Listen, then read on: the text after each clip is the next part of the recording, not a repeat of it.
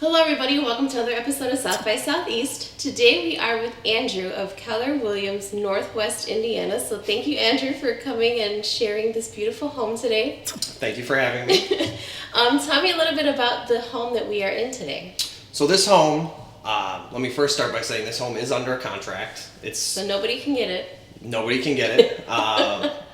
It went under contract on February 8th. Oh, okay. So it'll probably close around the end of March. Okay. Middle to end of March. Closings take generally about 45 days from the time you go under contract. Okay. And then we are here today to talk about people who would be in the market for buying a home. I know that when me and my husband first bought a home, we had no idea where to start. So what can you tell people what their first steps should be before they go and look for somebody as a realtor?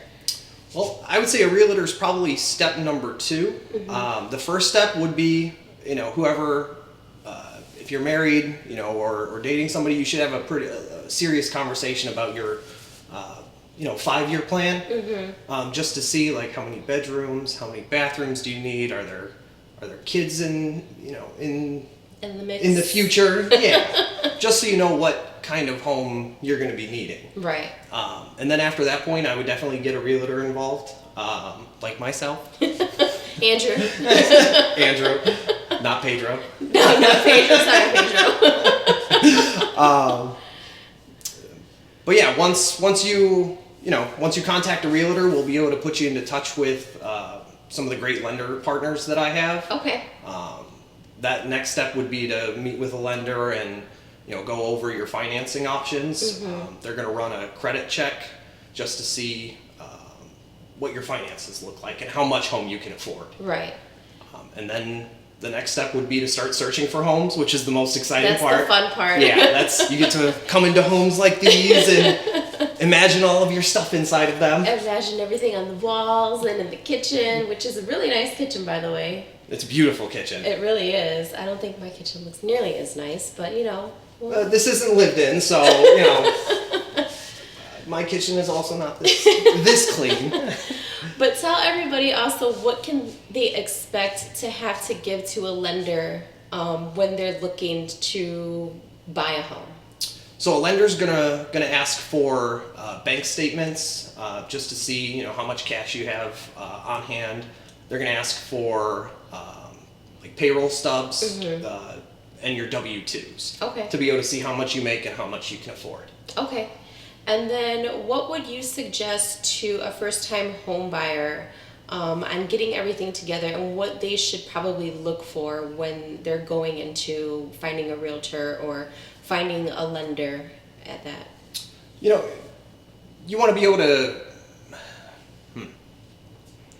So I'd say that what's important is finding somebody that you work well with. Mm-hmm. So just meeting them for 15 minutes, a cup of coffee just to see if you get along well with them. Because every personality is a little different. Right. And then in terms of a lender, your real estate agent should be able to put you into touch with somebody. The lender, of course, you want somebody that you work well with, Mm-hmm. but you're much more focused on the result with a lender. Mm-hmm. But I can tell you, I've never met a lender that rubbed me the wrong way. Uh-huh. They're very customer service oriented, like myself. So. Right. And then give me a little bit of your history. What made you want to be a realtor? So, I grew up in Whiting. Okay. I went to St. John the Baptist as a kid. Oh, okay, down the street. Yeah, just 2 blocks from here. I grew up in retail. I worked many long hours. While I was working, I purchased a home and spent about 5 years fixing it up. Only finished fixing it because I was a couple months from getting married and didn't want my wife to move into my parents' basement. In the basement. No, didn't want that. Didn't want the in-law suite to be in the basement. So I got that all together, and I really found that, a home is a great vehicle to someone's future. Right. It allows you to build equity, which is almost like a forced savings account. Mm-hmm. And then it allows you to, that home that I purchased, I now rent out. So, yeah. I get some additional income from that. Right. And then what other steps can a first-time homeowner or maybe a veteran homeowner, what would other steps be along the line of purchasing one? So after you're looking at homes, you're eventually going to find one that you want to make the offer. Right. Your realtor is really important at that point, making a strong offer. The market right now it's on fire. Homes last. I know. They last maybe like a day and then they're gone. You put a home on the market on Thursday, it has 6 offers by Sunday. I had a home about 3 months ago that had 9 offers in 3 days. Holy cow. So you want to be prepared when you're looking at homes, and you need to be able to make a decision fast. But after you put in the offer, if yours is the offer accepted, then you're under contract, like this home. Okay. And then the next step is going to be to put down your earnest money, which is generally about 1% of the home's value. So if the home is $200,000, you're going to put down about $2,000 earnest money. Though everything is negotiable. Right. And then after that, you're going to hire an inspector, which your realtor can recommend to you. Okay. You don't want to go with the cheapest inspector because they're the ones in charge of finding everything that might be wrong with the home. Nook and cranny of the home. Yeah, so you definitely, you don't want the most expensive, but you don't want the cheapest guy to do your home inspection. And then after the inspection, you have a period where you're able to negotiate repairs on the home or credits, depending on what the seller is feeling. And then, after that, it goes to the lender's underwriting, and that's the longest part of the whole thing. That takes about 45 days from when you're under contract. Okay. But then after that, you get the email or the phone call from the lender saying that you're clear to close, and that's when you can start getting celebrating. Your hand ready for all of the signatures. Get your movers in place, friends, family members, professionals, whatever you're going to use. And then you close on your home and you walk away with the keys. That is a very exciting day. I don't quite remember it, but I do remember how much signing we had to do, and especially because it's under me and my husband, so it was like, okay, sign, pass, sign, pass. Your hand hurts, you're like, like nobody I haven't written this much since grade school. Exactly, and right now I feel like there's a lot of homes that go up for sale, and then they're gone within at least like a week. And why would you think, or why would you know that is happening right now? So I think there's a couple reasons. The first and probably most obvious is that interest rates are so low. Very low. Though they did creep up in the past week a little bit, we're still near historic lows. I think something else that contributes to that is, when COVID happened a year ago, we all had to spend 3 months in our house. Yes. Doing nothing but being in our house. So a space that you once felt was really big, after 3 months felt very small. The walls kept creeping in. So I think a lot of people walked away from that once we reopened, wanting something a little bigger. Yeah. And it seems like the city of Chicago, everybody's taking a step back. If you live in the Loop, you want to be a little further out. If you live a little further out, you want to move to a burb. So I think Indiana. I don't want to go in too much about the state of Illinois, but I do think there are a lot of Illinois residents starting to see the benefits of Indiana.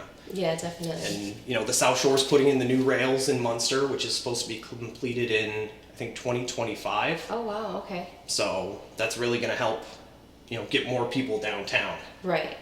And then if people are interested in finding a home or looking for something in Illinois or Indiana, how can they contact you for you to help them? So you can look me up on Facebook. My Facebook page is Goodwin Homes. You're also welcome to call or text me at any time. My number is 219-718-1842. Perfect. So Andrew, I know that a credit score does factor into purchasing a home. Let's say somebody had a credit score of, I'm going to go very low and say like 300. What would you suggest to them in maybe bringing it up or helping them to get a better credit score so that they can get what they're looking for? So I think, it starts off by, being able to make your payments, your obligations on time. Now, if you have some collections or things of that nature, credit repair can help you.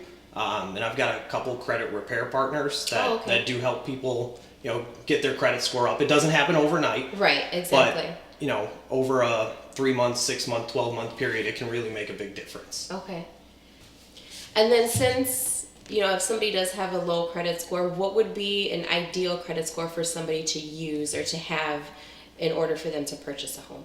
So you can get approved for an FHA loan with about a 600 credit score. Okay. And then as your credit score goes up, you get more options. Now, I know a lot of people think, I need 20% to put down on my home. Mm-hmm. But an FHA loan only requires 3.5% down. Oh, okay. If your credit score is a little higher, you can qualify for a conventional loan, which is going to make your offer more competitive. Mm-hmm. But that conventional loan can be as low as 3%. Oh, okay. If someone in Whiting, Indiana makes less than, it's about $72,000. It's called the Home Path loan. Okay. And then can you explain maybe a little bit more about the loans? Because there's FHA, conventional. I know that there's a VA one. And were there other ones as well? There are. So the FHA loan is a first-time home buyers. Mm-hmm. You're only allowed one. But if you were to get an FHA loan for a house, mm-hmm. and then sell that house and purchase a new house, you'd be able to use it again. Oh, okay. The VA loan is a loan designed specifically for veterans. Mm-hmm. That's going to come with no money down. Oh. Okay. And the loan also doesn't carry PMI, which is private mortgage insurance. Okay.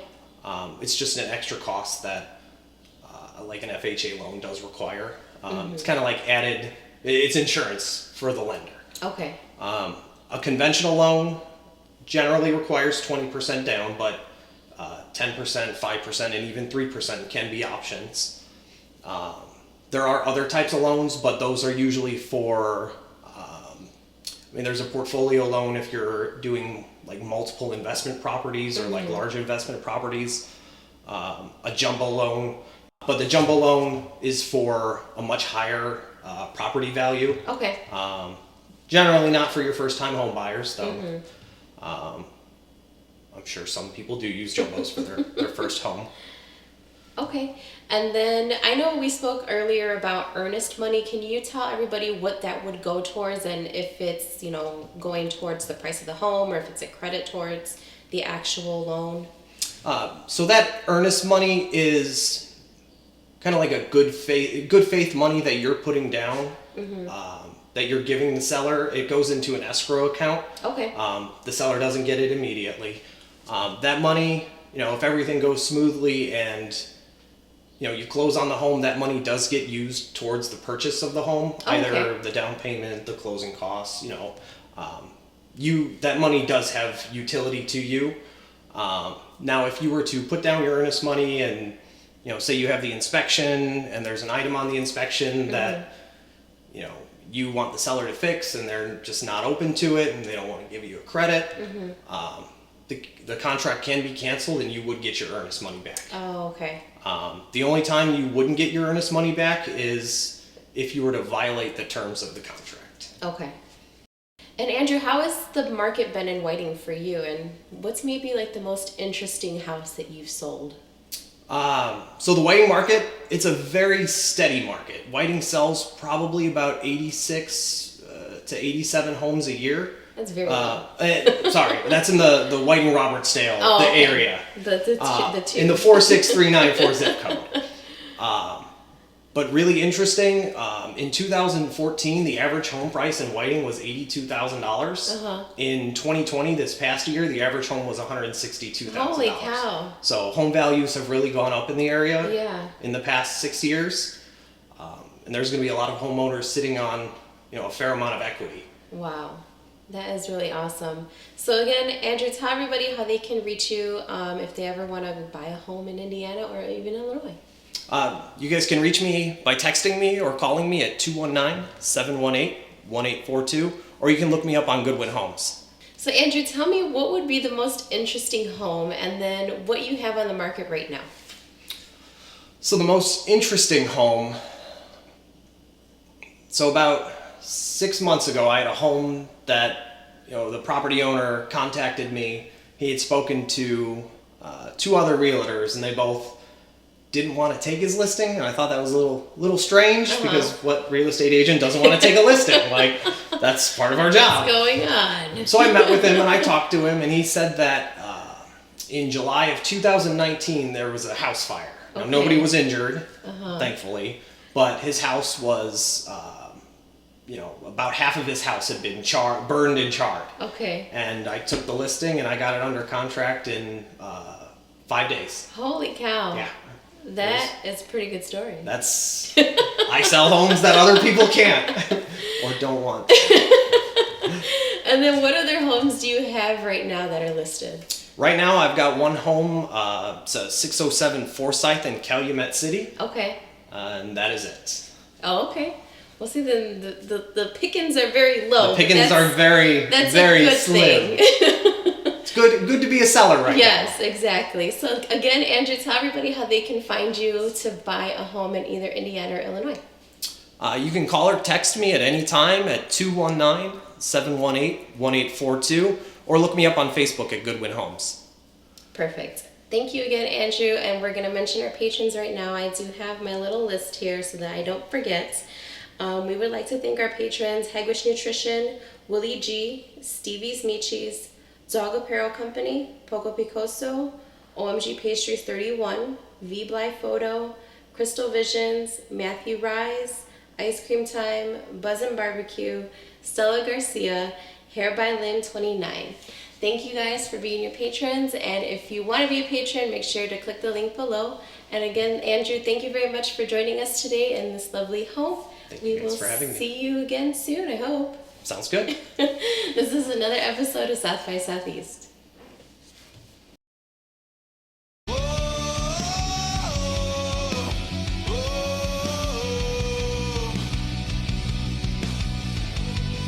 If I don't get up and grow